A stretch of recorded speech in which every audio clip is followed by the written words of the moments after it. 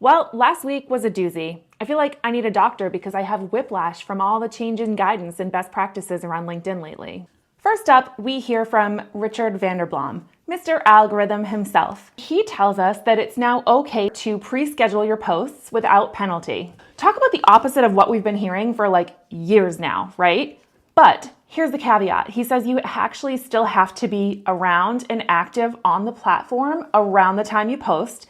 So you still can't just post and ghost. Although it seems like this defeats the purpose of pre-scheduling your posts, but people are busy, people want to be efficient, they want to pre-schedule things. So if this one is true, I love to see it. Now, while I'm still processing that nugget, Search Engine Journal released data that says that it's okay to have links in your LinkedIn post, in the body of your post, not just in the comments, and that can actually boost performance.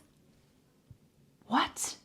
Now, this data comes from the metrical report that I mentioned in last week's edition. I'm going to take this one with a little bit of a grain of salt. First of all, that report is all from 2024 data, and we are 4 months into 2025, and things move fast. And also, I think every audience, every company, every niche is unique. So with both of these pieces of advice, test, and see what the result is on your performance. It was a week of data as Social Insider released their data on the post formats that get the most engagement on the platform. Leading us off at the top of the chart is a good old-fashioned photo dump. Sure, it's more professional to call it a multi-image post, but let's call it what it is. It's a photo dump. After that, we have carousel posts, which isn't surprising because each swipe through to a slide in the carousel counts as another engagement. And also, carousels are having a moment across many platforms right now. But what really confuses me here is video posts. I see mixed results in terms of both reach and engagement from my videos. So I'm surprised to see that to be number 3 on the list here. Drop a comment below if you are creating videos, and I'd love to see how they're performing for you.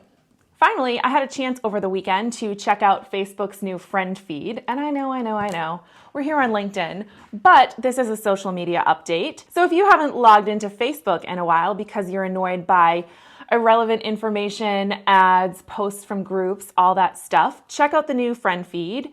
I actually liked it because I saw posts from people that I was convinced had like quit Facebook or unfriended me, and it was so nice. It was like a little blast from the past.